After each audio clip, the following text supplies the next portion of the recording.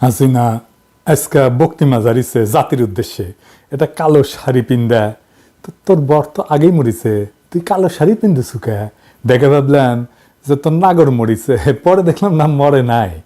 তোর বক্তি মাসি না, ওকে অনেক গ্যাল পারার ইচ্ছা ছিল, পারবো না, কারণ উই একটা মেডিকেল মার্ভেল।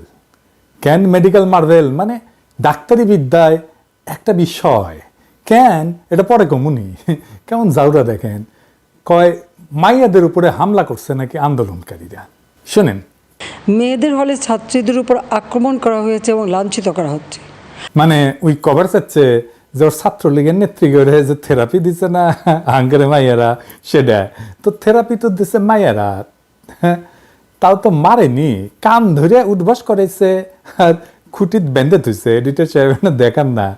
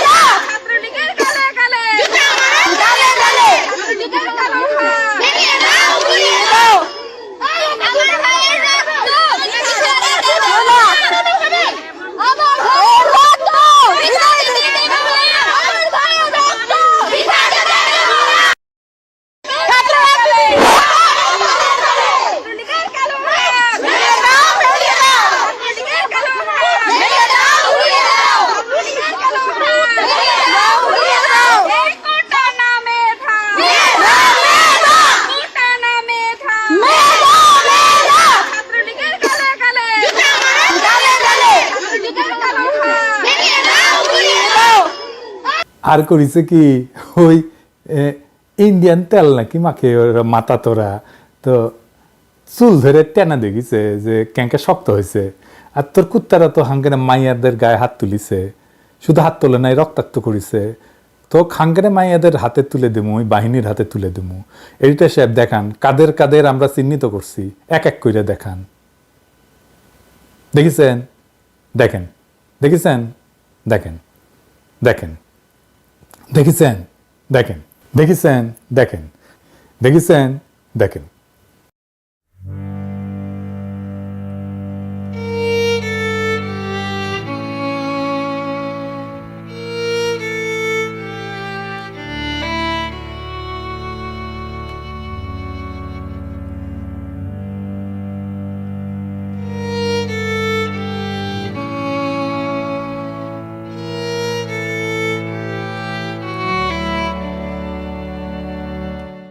চট্টগ্রামে নাকি ছাদ থেকে ফেলে দিছিল আন্দোলনকারীরা।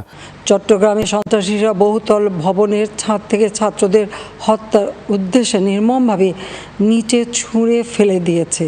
ছাত্রলীগ ফেলে দিছে আন্দোলনকারীদেরকে। আর এই যে দেখেন নাম্বার প্লেট গাড়ি দিয়া চট্টগ্রামে অস্ত্র সাপ্লাই দিচ্ছে।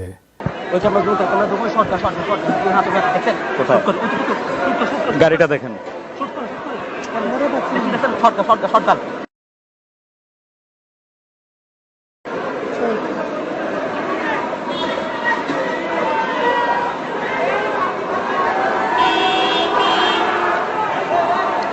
একটি গাড়ি মূলত বারবার এগিয়ে যাওয়ার চেষ্টা করছে এবং গাড়ি থেকে আমরা দেখছি ব্যাগ নামানো হচ্ছে, বেশ কিছু ব্যাগ এই গাড়ি থেকে নামানো হচ্ছে, এমনটি আমরা দেখছি।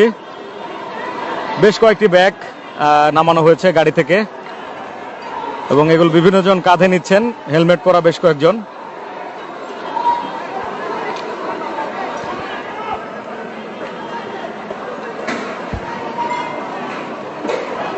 উই আসলে মানুষ না, ওইটা ডাইনি, একটা রাক্ষসী। কয় অ্যাম্বুলেন্সে নাকি হামলা চালাইছে। সাধারণ পথচারী, দোকানিদের আক্রমণ, এমনকি রোগীবাহী অ্যাম্বুলেন্স চলাচলে বাধা প্রদান করা হয়। তো দেখেন তো জাহাঙ্গীরনগর বিশ্ববিদ্যালয়ের শিক্ষক কি কয় অ্যাম্বুলেন্সে কারা হামলা চালাইছে, কারা নির্দয়ভাবে ছাত্রদের উপরে হামলা করছে। পুরো পুলিশরা শিক্ষার্থীদের সাথে ব্যবহার করছে সেটা মানুষের পর্যায়ে ৭১ সালে এই ব্যবহার হয়েছে কিনা আমরা জানি না। আমরা অসুস্থ শিক্ষার্থীদেরকে রেস্কিউ করতে পারছি না, রেস্কিউ করতে অ্যাম্বুলেন্স নিয়ে আমরা মুভ করতে পারছি না, পুলিশ অ্যাম্বুলেন্সে হামলা করছে। এটা হতে পারে না। আমি সারা দেশের মানুষকে আহ্বান জানাবো, আপনারা দেখুন জাহাঙ্গীরনগর বিশ্ববিদ্যালয়ে কি হচ্ছে আমাদের ছেলেমেয়েদের উপরে, কি নারকীয় ভাবে আমাদের ছেলেমেয়েদের উপর হামলা হচ্ছে। আমাদের কিছু বলার নাই, আমরা সহ্য করতে পারছি না, নিতে পারছি না। আমরা কিছু লোক এখানে দাঁড়িয়ে আছি, আর আপনারা আমরা নিতে পারছি না। আমরা শিক্ষক, আমরা দলদাস না। বিশ্ববিদ্যালয়ের ক্যাম্পাসে এইভাবে নির্মমভাবে হামলা হবে শিক্ষার্থী, হাজার হাজার শিক্ষার্থীদের উপরে, এটা মেনে নেওয়া যায় না। এটা সভ্য দেশে হয়তো সভ্য সমাজ হতে পারে না।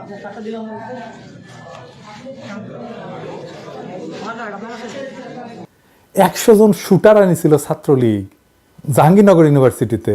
ছাত্রলীগের পোলাপান আগেই প্রকাশ্যে গণহত্যার হুমকি দিছে। দেখেছেন কারা শিক্ষকদের উপর হামলা করেছে? তোর তো গোয়া দিয়া রক্ত পড়ে, তুই মুখে রক্ত উঠে মরবি, উল্টা দিক দিয়ে রক্ত উঠবি। দুনিয়াতে ওই মুজিবের ঔরসে জন্ম নিছে সত্য, কিন্তু মুজিবের মালের লগে কুত্তা, শুয়োর, শেয়াল, শকুন সবগুলোর মাল মিশে একটা বিচিত্র ককটেল বানানো হয়েছিল ওকে জন্ম দেওয়ার জন্য। তাছাড়া এমন একটা পিস দুনিয়াতে আপনি দুইটা খুঁজে পাবেন না। উই কয় যে উচ্চ আদালতের রায় হতাশ হবে না আন্দোলনকারীরা। শুনেন, সর্বোচ্চ আদালতের রায় আসা পর্যন্ত ধৈর্য ধরে অপেক্ষা করার জন্য আমি সকলকে বিশেষভাবে অনুরোধ জানাচ্ছি, তাদের হতাশ হতে হবে না। তুই কেমনে জানলো কি রায় আসবে?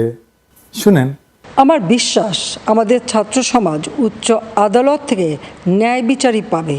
তার মানে ওই জানে কি রায় আসবে, কোটা থাকবে, হামলাকারীরা ছাড়া পাবে না। এখন কয় হতাশ হবে না। তো আদালতে যদি মীমাংসা হয় তাহলে কেমনে সে বলে কোটা থাকবে, তাই না? আর কেমনে বলে আন্দোলনকারীরা হতাশ হবে না? কোটা যদি থাকেই তাহলে 2018 সালে কেন বলছিল কোটা থাকবে না? এটার সাফাই আবার পরে নিজেই দিছিল, কইছিল যে আমি বিরক্ত হয়ে কইছিলাম কোটা থাকবে না। বিরক্ত হইয়া কোনো রাষ্ট্রীয় সিদ্ধান্ত নেওয়া যায় না, শপথ পাঠ করতে হয় যে অনুরাগ বা বিরাগের বশবর্তী হয়ে কোনো সিদ্ধান্ত নেব না। ওই কি দেশের রাজা যে বিরক্ত হয়ে সিদ্ধান্ত নেয়? এখন আদালতে এই রায় হয় স্থগিত করবে বা বাতিল করবে, তাহলে সমস্যা মিটবে না? মিটবে না। কেন মিটবে না আসেন সেটা দেখি। কারণ ওই প্রশ্নপত্র দিয়ে দিবে পিএসসি সদস্য কারা? আওয়ামী লীগের লোকেরা।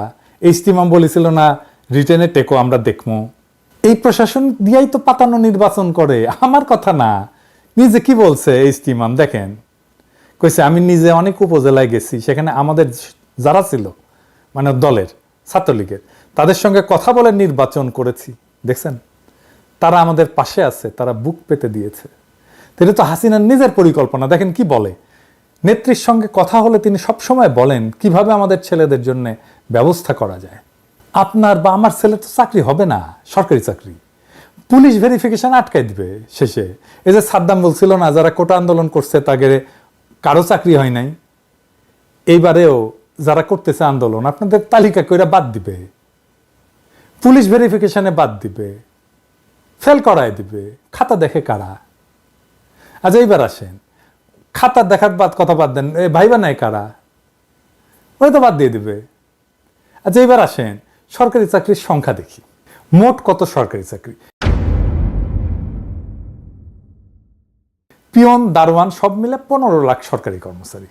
এই 15 লাখই হচ্ছে আওয়ামী লীগের লোকজন সবাই।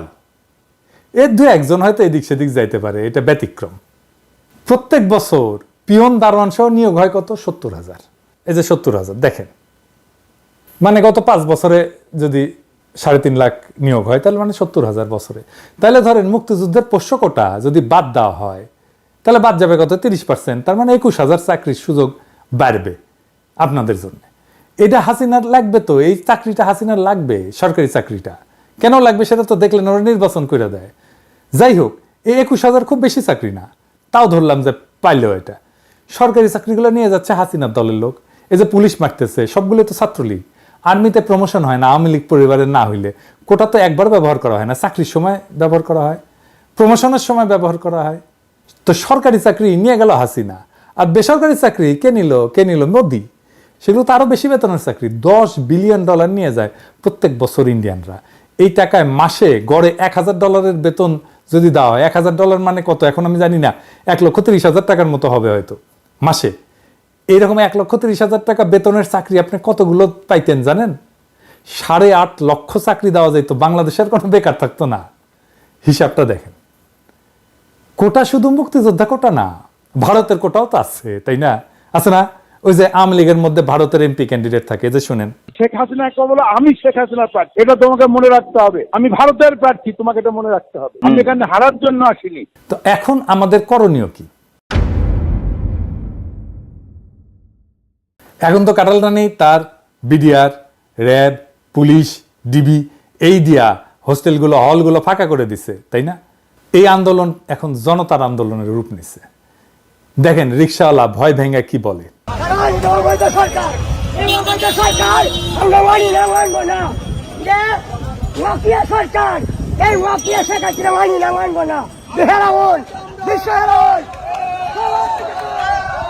আমাদের মনে হয় এটা অযুক্তি না, কারণ মুক্তিযোদ্ধারা সন্তানরা চাকরি পাইছে, তার এখন নাতিরাও পাইতেছে, এটা তো সম্ভব না। কারণ আমার সন্তান কি করে খাবে, আগামীতে আমার সন্তান কি করবে? আমার সন্তানের তো প্রাপ্য আছে, মেধাবী যখন হবে তখন আমার সন্তানের তো একটা সরকারি চাকরিজীবী আশা থাকে। বা আমি যে রিক্সা চালায়া আমার সন্তানক এত কষ্ট করে মানুষ করে মেধাবী ছাত্র বানায়া যদি তার চাকরি না হয়, সেও যদি রিক্সা চালায়, তাহলে এই শিক্ষার কোনো প্রয়োজনই নেই আমাদের দেশে। দেখেন শিশুরা যুক্ত হচ্ছে আন্দোলনে, বাসা থেকে পানির বোতল দিচ্ছে, দেখেন শিশুরা চকলেট দিচ্ছে। নারীরা, ছাত্ররা কিভাবে কমিটমেন্ট নিয়ে মাসে নামতেছে, কিভাবে আর্গু করতেছে, দেখেন নারীরা কিভাবে আর্গু করে। সবাই কোটার পুলিশ, সবাই কোটার পুলিশ। আমি আপনার বিশ্ববিদ্যালয়ে জানতে পারি, এক্সকিউজ মি, আমি আপনার আপনি কি বাবা ঢাকা বিশ্ববিদ্যালয়ে পড়তেন? আপনি ঢাকা বিশ্ববিদ্যালয়ে পড়তেন? ভাই আমার দিকে তাকান ভাই, কত অফিসে আপনার লজ্জা লাগে না ভাই? ছেলে মেয়েগুলো দিকে তাকান তো, কোনো লজ্জা লাগে না? কালকে খাইছি মায়ের, আজকে যাতে মাইন না খাই, বুকে দিকে ধাক্কা না খাই, বুঝেন এগুলা? এই আপনারা কি পড়াশোনা করেন? মানে দূর থেকে লাঠিতে বাড়ি না, আমার পুরো মুখে দিতে, আর আমার পিঠের মধ্যে বাড়ি বাড়ি। আজকে আমি চাচ্ছি ধারে কাছে সেরকম করে হাতাতে করব, এই জন্য নিয়ে। এই বোতলে কি গুলো আসলে? মরিচের গুঁড়া। বাবাকে বলে আসছি আজকে যদি মরে যায় আমার রাষ্ট্র যেন রাস্তা থেকে কেউ না তোলে। আমরা ঢাবি স্টুডেন্ট ভাবে মার খেয়েছি, আমাদের ভাইদের যেভাবে মেরেছে, আমি নিজেও ইনজুরিতে আছি, আমি তারপর আজকে আন্দোলনে আসছি। আমরা কিন্তু মানে দমে যাই না, এটা জাস্ট বোঝানোর জন্য যে ইনজুরি থেকে যে উঠে আসছি। যে দেখেন এলাকাবাসীর সাথে কিভাবে যুক্তি দিচ্ছে, বলতেছে আপনার সন্তানের ভবিষ্যৎ আমার হাতে। আপনার মেয়ে 10 বছর পর জব পাবে না, আপনি তখন কি বলবেন? বলেন, জবাব দেন। তাহলে আপনারা আমাকে দেখাচ্ছেন আপনার বাসা এখানে, কিন্তু আপনার বাসা এখানে, কিন্তু আপনার ছেলের ভবিষ্যৎ আমার কাছে। আমি হারলে আপনার ছেলের ভবিষ্যৎ হেরে যাবে। আপনি কেন আমাকে দেখাচ্ছেন আপনার বাসা এখানে? আপনি আমাকে সাহায্য করবেন। হ্যাঁ, আপাতত দৃষ্টিতে আপনার কষ্ট হচ্ছে, কিন্তু সামগ্রিক বিষয় পরিচালনা করলে আপনি যদি 10 বছর 100 বছরের কথা চিন্তা করেন, তাহলে আপনার পুরো পরিবারের দায়িত্ব আমার কাছে এখন। আপনার ভাইয়ের ছেলে, আপনার নিজের ছেলে, আপনার নিজের মেয়ে, আপনার আত্মীয় স্বজনের ছেলে মেয়ের দায়িত্ব আমার কাছে। আমি হেরে গেলে তারা হেরে যাবে, এটা মাথায় রাখেন। আপনার ছেলের বয়স এখন হয়তো 5, এখন হয়তো 10, কিন্তু সে আর 10 বছর পর তার বয়স 20 হবে, তখন সে ভার্সিটিতে চান্স পাবে না কোটার জন্য। তখন আপনি হাই হাই করবেন যে কি করলাম, আমার ছেলে কেন জব পায় না। বাবারা দেখেন কি হতাশার কথা বলতেছে। রাজাকার কথাটা শোনার পরে বলতেছে 7.5 কোটি মানুষ আমরা মুক্তিযুদ্ধ করে স্বাধীন করছি, রাজাকার কয় % ছিল? আমি বিবেরিয়া থেকে আসছি, আমি বিবেরিয়া যাবো, আমি বিবেরিয়া যাবো, এখন তো গাড়ি বন্ধ। আমি তো এখন রাজাকারের সন্তান, আমি তো রাজাকার। আমি ঢাকা বিশ্ববিদ্যালয়ে লেখাপড়া করছি, আমার মেয়ে বিশ্ববিদ্যালয়ে লেখাপড়া করে, আমার ছেলে ও বিশ্ববিদ্যালয়ে লেখাপড়া, আমার ছেলে বিশ্ববিদ্যালয়ে লেখাপড়া করে। 7.5 কোটি বাঙালি এই দেশের দেশ স্বাধীন করছে, 7.5 কোটি বাঙালি, 1% রাজাকার ছিল না। এখন আমরা কি করে সবাই রাজাকার হয়ে গেলাম এই দেশে? কি এটা কি আমরা কি মগের মূল্যকে বসবাস করি নাকি মানুষের দেশে বসবাস করি? আবার দেখেন বাবারা রাস্তায় নামছে, সব বাবাদের ডাকতেছে, দেখেন আমার সন্তান এখানে আছে, আমিও আছি, আপনার বাবাদেরকে ডাকতেন, সন্তান আসুন। আজকে থেকে এইভাবে রাস্তায় নেমে আসবেন, মুরব্বীরা রাস্তায় নেমে আসবেন, সন্ত্রাসী সংগঠন ছাত্রলীগ আর বাকশালীদের আপনাদের এলাকা থেকে উৎখাত করবেন, জয় বাংলা করে দেবেন। ঠিক যেভাবে শিক্ষা প্রতিষ্ঠান থেকে উৎখাত করা হয়েছে, ছাত্ররা যদি বিশ্ববিদ্যালয় থেকে নিজের শহরে বা গ্রামে ফিরে যান, সেইখানে প্রতিরোধ গড়ে তুলবেন। আমরা আমাদের লড়াই জারি রাখবো, রাস্তায়, অলিতে গলিতে, পাড়ায় মহল্লায়, গ্রামে শহরে, বন্দরে গঞ্জে, পাহাড়ে, মাঠে খামারে। আমরা কখনো পরাজিত হব না। প্রত্যেক ঘর হয়ে উঠবে আমাদের দুর্গ, আর আমাদের পদযাত্রায় একের পর এক এলাকা আমরা শত্রুমুক্ত করব। বাংলাদেশের পবিত্র মাটি থেকে অভিশপ্ত আওয়ামী লীগের শেষ চিহ্ন মুছে ফেলবো। খেয়াল রাখবেন, মুক্তাঞ্চলে যেন হাসিনার দল শুধু না, তার বাপের যেন কোনো চিহ্ন না থাকে। হাসিনার প্রভু মোদি যেন জানে কি বিপুল ঘৃণা হাসিনার প্রতি মানুষের।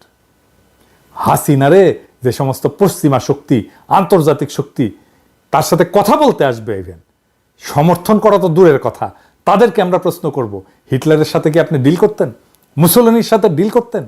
কোন নৈতিকতা একজন ফ্যাসিস্টের সাথে আপনারা ডিল করেন? হাসিনা কি করতেছে, হাসিনা দলের লোকেরা কি করতেছে আপনারা দেখেন না? জানেন না? দেখতেছেন না বসে? এখন লজ্জা লাগে না আপনাদের? আপনাদের সাথে আগামীর বাংলাদেশ ডিল করবে? গতকালের ভিডিওতে আমি আহ্বান জানাইছিলাম মাদ্রাসার ছাত্রদের, হাটহাজারী মাদ্রাসার ছাত্ররা আন্দোলনে নামছে, দেখেন।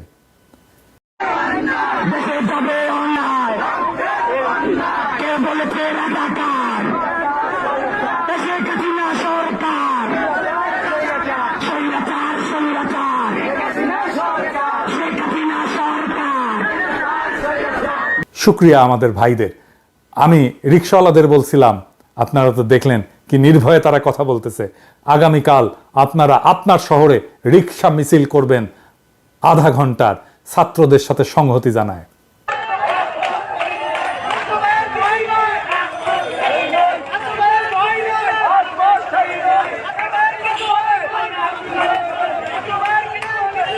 গার্মেন্টস শ্রমিকদের আবারও আহ্বান জানাইব, আপনারা আপনাদের দাবি নিয়ে মাঠে নামেন।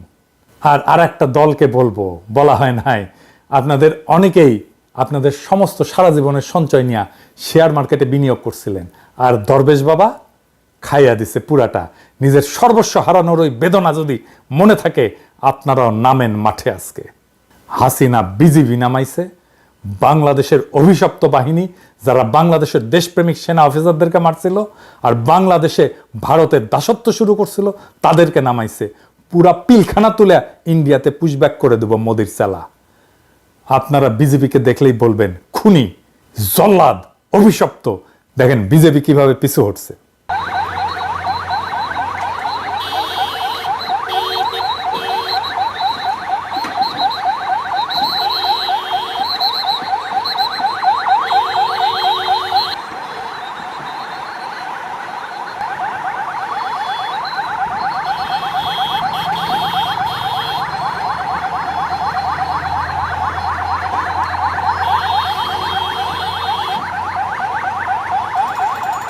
স্যাংশন খাওয়া র্যাব নামাইছে, আর নামছে ভাতের হোটেলের হারুন। এই হারুন না তোর গোয়ার মধ্যে ইন্ডিয়ান মরিচ পটকা ঢুকায় ফুটায় দেবো, তোর ডিবি অফিস বুলডোজার দেয়া মাটির সাথে মিশাই দেবো।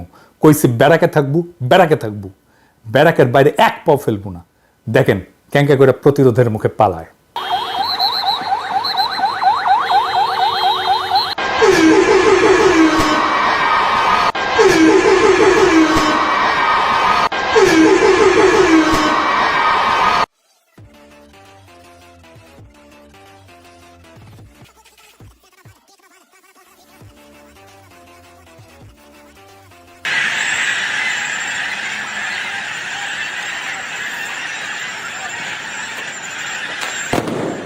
খালি সাহস কইরা রুখে দাঁড়াইতে পারলেই এরা ফুটবে।